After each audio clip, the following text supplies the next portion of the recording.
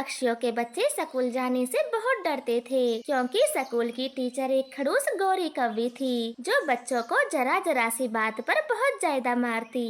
मम्मा, आज मैं स्कूल नहीं जाऊंगा, मेरे पेट में जोर से दर्द है। मैं भी नहीं जाऊंगी, मेरे पंखों में दर्द है, उड़ा भी नहीं जा रहा। कुक्कू गुड़िया, आप दोनों चाहते क्या हो? स्कूल बहुत कम जाते हो, हर रोज नया नया बहाना बनाते हो। मम्मा मम्मा, हम कल पक्का जाएंगे, हमारा विश्वास करें, हम दोनों जाएंगे। ऐसे दोनों बच्चे छुट्टी कर लेते हैं और कुछ देर बाद बिल्कुल ठीक हो जाते हैं। दिन बीत जाता है। अगली सुबह मम्मा चिड़िया दोनों को स्कूल भेजती है। कुक्कू भैया, गोरी टीचर आज बहुत गुस्से में है, आप देखना वो हमें ही मारेंगी। चलो गुड़िया, आज हम सबसे पीछे बैठ जाते हैं, फिर टीचर जी का हम पर ध्यान नहीं जाएगा। फिर दोनों बच्चे क्लास में सबसे पीछे बैठ जाते हैं। गौरी कवि अपनी क्लास लेती है। Good morning teacher ji. Good morning, good morning. बैठ जाओ, सारे बच्चे अपनी अपनी सीटों पे बैठ जाओ। सबसे पहले कबूतर का बेटा किक्की अपना होमवर्क दिखाता है। होमवर्क तो कर लिया है, पर लगता है तुमने अपने दांत साफ नहीं किए, इसकी तुम्हें सजा मिलेगी। नहीं टीचर जी, मैं अपने दांत साफ करके आया हूँ, आप मेरी मम्मा से पूछ लें। मैं तेरी मम्मा से क्या पूछूं? मैं क्या अंधी हूँ? मुझे दिखाई दे रहा है। फिर गौरी कवि किक्की को 2-3 खींच के लगाती है। किक्की का तो पूरा गाल ही लाल हो जाता है। गुड़िया कुकू, अब तुम दोनों खड़े हो और अपना होमवर्क दिखाओ। टीचर जी, कल मेरे पेट में दर्द था, इसलिए मैं स्कूल नहीं आया। दर्द? दर्द तुझे कल था, आज तो बिल्कुल ठीक है। चल, अब पूरी क्लास में पोछा लगा, यही तेरी सजा है। कुक्कू चुपचाप पोछा लगाने लग जाता है। गौरी कवि गुड़िया से झाड़ू लगवाती है। सर्दी का मौसम था, कुक्कू को पोछा लगाने से सर्दी लग जाती है। मम्मा चिड़िया उसे बुलबुल डॉक्टर के पास ले जाती है। बेटे कुक्कू, आपको सर्दी लगी है, 2-3 दिन तक नहाना मत और दवाइयाँ समय पे लेना। बुलबुल दी, आप इसे इंजेक्शन लगा दें, ये दवाइयाँ लेने में नाटक करता है। मैं खुद ही लगा देती, बस हल्की सी ही तो सर्दी लगी है, दवाइयों से ठीक हो जाएगा, आप चिंता ना करो, बस पानी से दूर रखना। ऐसे बुलबुल कुक्कू को दवा देकर घर भेज देती है। कुक्कू अगले दिन स्कूल जाने के लिए तैयार हो जाता है। कुक्कू बेटा, आज आप छुट्टी कर लेते, कल तुम्हें बुखार था। मम्मा, अब बुखार बिल्कुल नहीं है, मैं स्कूल चला जाता हूँ, वरना टीचर जी मार लगाएंगी। फिर कुक्कू गुड़िया स्कूल चले जाते हैं और दोनों बच्चे सबसे पहले अपनी कॉपी चेक कराते हैं। गुड़िया, होमवर्क तो पूरा किया है, मगर मैंने तो नई कॉपी में करने को कहा था, फिर पुरानी में क्यों किया? टीचर जी, मेरी पुरानी कॉपी अभी खाली थी। गलती तो तुमने कर दी, इसीलिए सजा भी जरूर मिलेगी, पूरे 10 थप्पड़ लगेंगे तुम्हें। फिर गौरी कवि गुड़िया को लगातार 10 थप्पड़ मारती है। चल जा, अब बैठ जा, आगे से जैसा मैं बोलूं वैसा ही करना, वरना 10 के जगह 20 लगेंगे। गुड़िया रोते रोते बैठ जाती है। कुक्कू डरता हुआ आगे बढ़ता है। कॉपी तो नहीं है और होमवर्क भी पूरा है। हाँ टीचर जी, मैंने सबसे पहले नई कॉपी लेके होमवर्क ही किया था। वो सब ठीक है, अब ये बता, नहा के क्यों नहीं आया? टीचर जी, कल मुझे बुखार था, इसलिए डॉक्टर ने नहाने को मना कर दिया। डॉक्टर की ही बात माननी है तो मेरे पास क्यों आते हो? किकी गोलू, जरा टंकी से एक बाल्टी पानी तो लाओ। फिर किक्की गोलू तुरंत ही पानी लाते हैं। कुक्कू तो बहुत डर चुका था। चलो बच्चों, ये पानी कुक्कू के ऊपर डाल दो, आज ये नहाकर नहीं आया है तो हमें ही नहलाना होगा। फिर वो दोनों बच्चे बाल्टी का ठंडा पानी कुक्कू के ऊपर डाल देते हैं। कुक्कू बेचारा तो रोता ही रह जाता है, उसे बहुत ठंड लगती है, वो कांप रहा था। ध्यान से सुन लो सारे बच्चे, जो भी नहाकर नहीं आएगा उसे ऐसे ही नहलाया जाएगा। चलो अब जल्दी से अपनी कॉपियाँ निकालो। सब बच्चे अपनी अपनी कॉपी निकालते हैं और ध्यान से गौरी कवि का पढ़ाया हुआ दोहरा रहे थे। कुक्कू का बुखार तो और भी तेज हो जाता है। टीचर जी, कुक्कू को तेज बुखार है, हमें घर जाने दो। मैं अच्छे से जानती हूँ ये सब क्लास से भागने के बहाने हैं। चुप करके यहीं बैठो, छुट्टी होने पर ही जाना।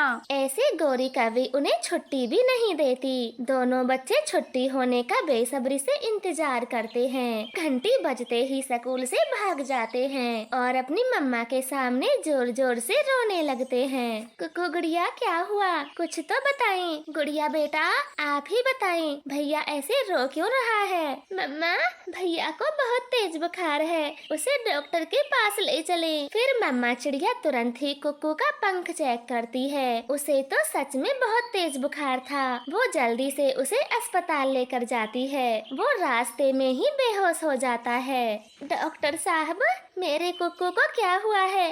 आप इसे ठीक कर दें।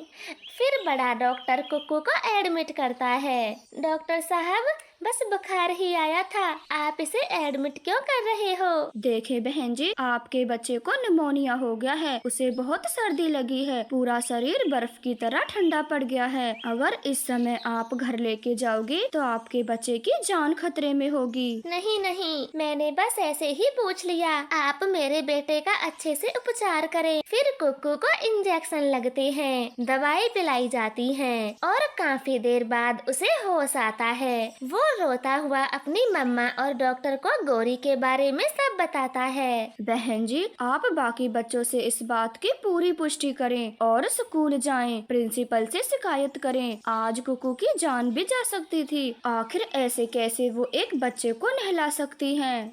फिर मम्मा चिड़िया स्कूल जाती है। प्रिंसिपल पूरी क्लास के बच्चों से पूछताछ करता है। सभी बच्चे गौरी कवि से बहुत डरते थे। बोलो प्यारे बच्चों, जो गुड़िया और कुकू कहते हैं वो सच है? देखें मास्टर जी, बच्चे को आप डराए ना, ये झूठ बोल रहे हैं। कुकू को मैं क्यों नहलाऊंगी? इसे तो हफ्ते भर से बुखार था। रानो इसे दवा तो दिलाती नहीं और आई है मुझ पे इल्जाम लगाने। नहीं प्रिंसिपल जी, मैं अपने बच्चे को दवा दिलाकर लाई थी। उसे बुखार 3 दिन पहले ही आया था। दोस्त, हमें गौरी टीचर के बारे में सबको सच सच बताना होगा, वरना कल को हमारे साथ भी ऐसा ही होगा। अब चलें प्रिंसिपल जी, और रानो तुम भी जाओ। कहाँ बच्चों की बातों में आ गई। प्रिंसिपल जाने ही वाला था, तभी किक्की सब सच सच बता देता है। गौरी टीचर, बच्चे कभी झूठ नहीं बोलते और तुम्हें इसी समय स्कूल से निकाला जाता है। गौरी कवि को स्कूल से निकाल दिया जाता है। सभी बच्चे बहुत खुश थे। रानो चिड़िया का पति टुन्नू चिड़ा बहुत मेहनती पक्षी था।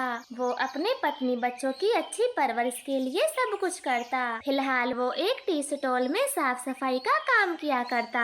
और ये टुन्नू, ये फर्श कितना गंदा हो रखा है, ठीक से पोछा भी नहीं लगाया। और देखो, इस टेबल पर कितनी गंदगी है, जल्दी से साफ करो। जी जी मैनेजर साहब जी, मैं अभी करता हूँ। बस यही कहते रहते हो, अभी करता हूँ अभी करता हूँ, करते कुछ नहीं हो। फ्री की कमाई चाहिए तुमको। आप ऐसा न बोले, मैं सुबह से 3 बार पोछा लगा चुका हूँ। बाहर बारिश का मौसम है, कीचड़ तो होगी ही। ओहो, मैंने जरा सा क्या बोल दिया? तुझे बुरा लग गया? अपनी औकात मत भूल। तू यहाँ नौकर है और मैं मैनेजर। 1 मिनट में बाहर निकलवा सकता हूँ। टुन्नू चिड़ा चुप हो जाता है। वो मैनेजर बहुत घमंडी था। वो अक्सर टुन्नू चिड़े को सभी ग्राहकों के सामने खूब जलील करता, मगर टुन्नू उसे कुछ भी नहीं बोलता। वो चुपचाप अपने काम से मतलब रखता। शाम को जब वो अपने घर जाता है, क्या बात है टुन्नू जी, आप काम से जब भी घर आते हो तो बहुत गुस्से में रहते हो। मैंने कल भी देखा था, आखिर बात क्या है? बस मैं अब थक गया हूँ। वो मैनेजर मुझे जरा जरा सी बात पर सुनाता है, जी तो करता है वो काम ही छोड़ दूँ। तो छोड़ दीजिए ना, ऐसा काम करना किसको पसंद होगा जहाँ उसकी इज्जत ही ना हो। नहीं रानो, मैं ऐसा कर भी तो नहीं सकता। बड़ी मुश्किल से ये नौकरी मिली है मुझे। अगर मैंने काम छोड़ दिया तो घर का गुजारा कैसे होगा? टुन्नू जी, आप कोई दूसरा काम कर लेना, मगर वहाँ काम करना छोड़ दें। मुझे भी अच्छा नहीं लगता, आप हर रोज ऐसे उदास रहते हो। ठीक है, अब ठीक है, मैं कोशिश करूँगा दूसरा काम ढूंढने की। तुम खाना ले आओ। फिर रानो चिड़िया सबके लिए खाना लाती है। वो सब भोजन खाकर सो जाते हैं। हर दिन की तरह टुन्नू चिड़ा काम पर पर जा रहा था, तभी उसका एक्सीडेंट हो जाता है। कुछ पक्षी मिलकर उसे अस्पताल ले जाते हैं। टुन्नू, आपके पति का नाम है? हाँ, टुन्नू मेरे पति का ही नाम है। उनको क्या हुआ है? देखिए, आपके पति का सुबह रास्ते में एक्सीडेंट हो गया था। हमने उनको पट्टी कर दी है। अब वो खतरे से बाहर हैं। ऐसे बोलकर डॉक्टर उल्लू कमरे से बाहर चला जाता है। टुन्नू को भी होश आ गया था। मैं कहाँ हूँ? ये कौन सी जगह है? मुझे अपने घर जाना है। टुन्नू जी, आप लेटे रहें। आपको बहुत चोटें लगी हैं। मैं हूँ ना यहाँ। रानो, मेरा एक्सीडेंट हो गया था। कोई शराब पी के गाड़ी उड़ा रहा था। उसका चेहरा भी नहीं दिखा मुझे। अगर देख लेता तो बहुत मारता। वो दोनों ऐसे बातें करते हैं। उल्लू डॉक्टर रानो को बिल देता है। डॉक्टर साहब, मुझ पे थोड़ी दया करें। हम मामूली से पक्षी हैं। इतनी बड़ी रकम कहाँ से लाएंगे? कुछ तो कम करें। देखें, आप अपने पेशेंट को तभी ले जा सकती हो जब हमारा पूरा बिल भर दोगी। ये प्राइवेट हॉस्पिटल है, कोई फ्री का दवाखाना नहीं। इस तरह से रानो खूब मिन्नतें करती है, मगर वो डॉक्टर एक नहीं सुनता। फिर रानो चिड़िया भागी भागी सबसे धनी सेठ कालू कौवे के घर जाती है। सेठ कालू जी, मुझे पैसों की बहुत जरूरत है। मेरा पति हॉस्पिटल में है। कृपया करके मुझे कुछ पैसे उधार दे दें। हाँ हाँ, क्यों नहीं। मेरा तो काम ही गरीबों की मदद करना है। देखो, तुम्हें जितने भी पैसे चाहिए मुझसे ले लो, मगर मैं अपनी तसल्ली के लिए तुम्हारा घर गिरवी रखूंगा। ठीक है, मैं अपना घर तुम्हारे पास गिरवी रख देती हूँ और बहुत जल्द पैसे देकर छुड़ा भी लूंगी। आप जल्दी से मुझे पैसे दे दें। ऐसे रानो चिड़िया अपने घर को कालू सेठ के पास गिरवी रख देती है और पैसे लेकर अस्पताल जाती है। फिर वो डॉक्टर को पैसे देकर अपने पति को घर लाती है। अगर मैं काम पे नहीं गया तो वो मैनेजर किसी और को मेरी जगह पे रख लेगा। अब क्या होगा? घर का क्या होगा? नहीं टुन्नू जी, आप घबराइए मत। मैं जाऊंगी आपकी जगह पे काम करने। आप आराम करें, मैं सब संभाल लूंगी। आपको बहुत चोटें आई हैं। फिर दूसरे दिन रानो चिड़िया काम पर चली जाती है। वो मन लगाकर काम करती है, मगर वो मैनेजर तो बहुत बुरा था। वो जानबूझकर रानो को परेशान करता है। रानो जी, आप यहाँ पे पोछा लगाना भूल गयी। जरा अच्छे से साफ करो, गंदगी अच्छी नहीं लगती। फिर रानो उस जगह पर बार बार पोछा लगाती है, मगर वो मैनेजर बहुत बुरा था। वो रानो से बदतमीजी से बात करता है। रानो को बहुत बुरा लगता है। वो गुस्से में मैनेजर को एक जोरदार चांटा मार देती है। छोटी चिड़िया, तेरी इतनी हिम्मत जो मुझ पे हाथ उठाए। रुक, मैं तुझे अभी मजा चखाता हूँ। जब मालिक खुद धमका के तुझे यहाँ से बाहर फेंक देंगे, तब पता चलेगा मैनेजर पर हाथ उठाने का अंजाम क्या होता है। कोई जरूरत नहीं मालिक को बुलाने की। मैं खुद ही ये काम छोड़कर जा रही हूँ और अपने पति को भी ये काम नहीं करने दूंगी। ऐसे बोलकर रानो वहाँ से चली जाती है। वो घर जाकर अपने पति को सब बता देती है और ऐसे ही कुछ दिन बीत जाते हैं। अब उनके घर में कुछ भी नहीं था। खाने के लाले पड़ जाते हैं। टुन्नू जी, सब मेरी गलती है। ना उस मैनेजर पर हाथ उठाती और ना ही वो मुझे काम से निकालता। अब हम क्या करें? नहीं रानो जी, ऐसा ना कहें। आपने एकदम ठीक किया। मैं भी वहाँ काम के लिए कभी नहीं जाऊँगा। वो सब तो ठीक है, मगर हमारा गुजारा कैसे होगा? बच्चे भी हैं। सब ठीक हो जाएगा। मैं जल्दी ही काम करना शुरू कर दूंगा। टुन्नू जी, आपके इंतजार में मैं और नहीं बैठ सकती। सेठ कालू के भी पैसे देने हैं। ऐसे वो दोनों पति पत्नी परेशान हो रहे थे। तभी उनकी छोटी बेटी बोलती है, मम्मा, क्यों ना आप चाय बेचने का काम शुरू करें। जहाँ पापा काम करते थे वो भी तो चाय का काम था। इस काम में आपकी अच्छी कमाई होगी। हाँ रानो जी, ये तो गुड़िया बेटी ने ठीक कहा। अगर एक बार ये काम चल गया तो हमारी गरीबी दूर हो जाएगी। मैं पहले ठीक हो जाऊँ, फिर ये काम शुरू करूँगा। टुन्नू जी, ये काम तो मैं खुद भी कर लूँगी। आप चिंता ना करें। रानो को चाय बेचने के काम से बहुत खुशी मिलती है। वो अगले दिन से ही चाय बेचने का ठेला लगाती है। पहले कुछ दिनों तो चाय के ठेले पर कोई नहीं आता। फिर बाद में उनकी चाय के ठेले पर भीड़ लगने लगती है। पापा देखें, आज पूरे 1500 रुपए की बचत हुई है। 1500 रुपए, वो भी एक ही दिन में। इसका मतलब चाय बेचने का काम बहुत अच्छा है। हाँ टुन्नू जी, चाय बेचने का काम बहुत अच्छा चल रहा रहा है। अगर ऐसे ही रहा तो मैं बहुत जल्द कालू सेठ के पैसे चुका दूंगी। ऐसे ही धीरे धीरे समय गुजरता गया। अब रानो ने चाय की एक बड़ी टी स्टॉल खोल ली थी। अब वो परिवार मिलकर चाय बेचने का काम किया करता। उनकी सारी गरीबी दूर हो जाती है।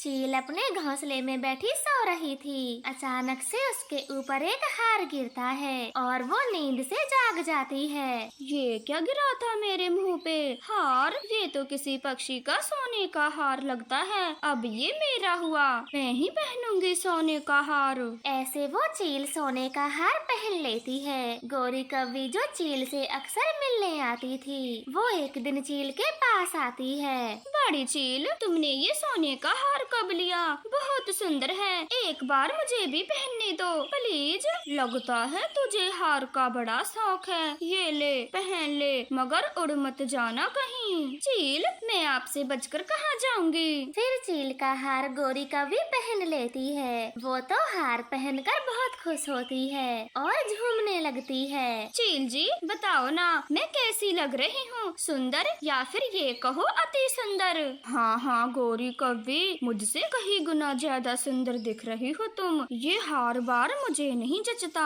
चील दी प्लीज, आप मुझे ये हार दे दो। मुझे सोने का हार पहनने की बड़ी ख्वाहिश है। आज ये ख्वाहिश आप पूरी कर दें, बदले में कुछ भी ले लें। मैंने कई दिनों से मांस नहीं खाया। अगर तू मुझे शिकार ला के देगी तो ये सोने का हार तेरा। बस इतनी सी बात मैं पूरी कर दूंगी। मैं बहुत जल्द ही किसी शिकार को यहाँ भेजूंगी और तुम उसे खा लेना। मैं इंतजार करूंगी और तभी ये सोने का हार भी दूंगी। क्या पता तू हार लेके लापता हो जाए। मैं कहाँ कहाँ ढूंढूंगी तुझे। ऐसे बोलकर चील गौरी से वो हार ले लेती है। गौरी भी वहाँ से चली जाती है। उसे तो हार के सिवा कुछ भी नहीं दिख रहा था।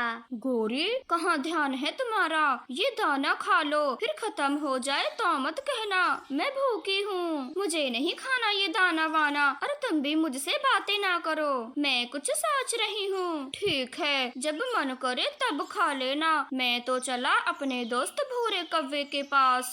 ये बोलकर कालू कौवा अपने दोस्त से मिलने चला जाता है और जग्गू कौवा भी सो जाता है। तब गौरी कव्वी खुद से बड़बड़ाती है। किसी का बच्चा दे देती हूँ चील को।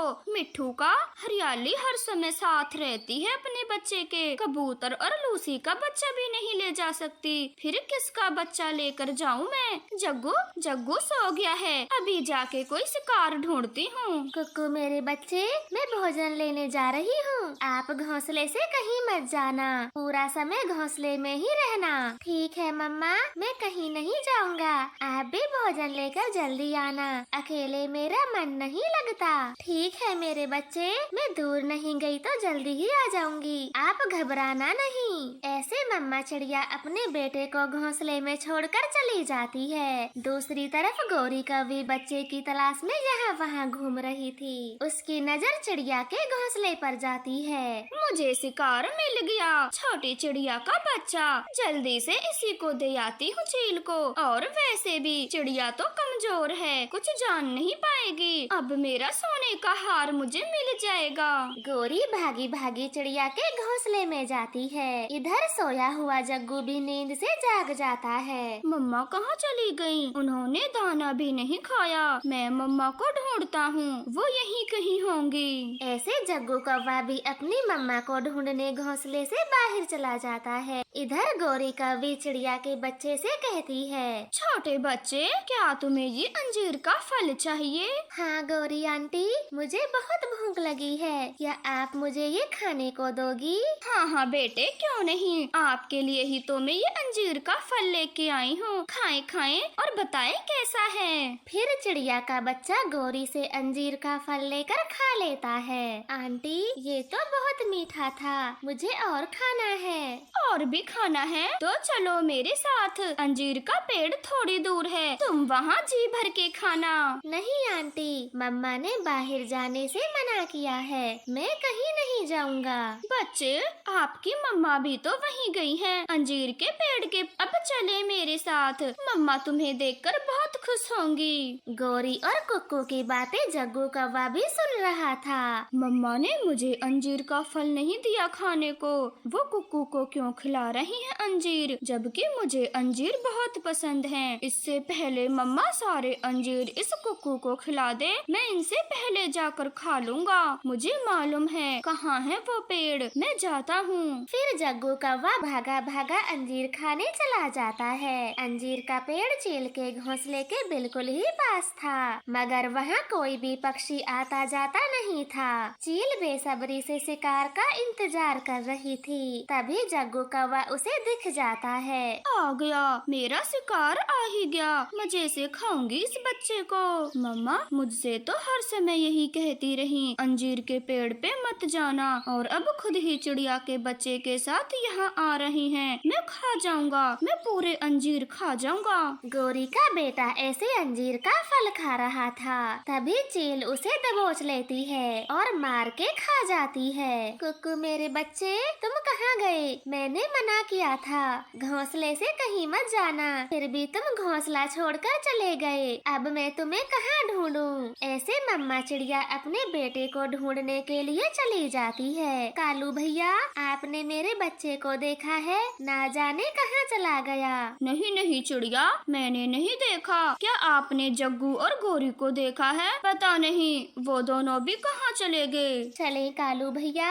हम दोनों मिलकर ढूंढते हैं। फिर कालू और चिड़िया दोनों एक साथ उनको ढूंढने चले जाते हैं। गौरी चिड़िया के बेटे के साथ चील की गुफा के बाहर पहुंच जाती है। कुक्कू बेटे, आप जाएं और अंजीर खाएं, मैं नदी से थोड़ा पानी पी के आती हूँ। ठीक है आंटी जी, पर आप जल्दी आना, मुझे अकेले बहुत डर लगता है। फिर कुक्कू अंजीर के पेड़ से जाकर अंजीर खाता है। गौरी कभी वहीं पेड़ के पीछे छुप गई थी और चील का इंतजार कर रही थी। अब बस किसी भी समय चील आकर चिड़िया के बच्चे को खा जाएगी, फिर मैं अपना हार लेने जाऊंगी। ऐसे गौरी कभी बहुत खुश हो रही थी और देख रही थी, मगर चील तो अपना पेट पहले ही भर चुकी थी। वो तो अपने घोंसले में सोई हुई थी। ये चील कहाँ मर गई? अब क्यों नहीं आती? वैसे तो बोल रही थी मैं इंतजार करूंगी, और अब देख भी नहीं रही, मुझे ही जाके बताना होगा।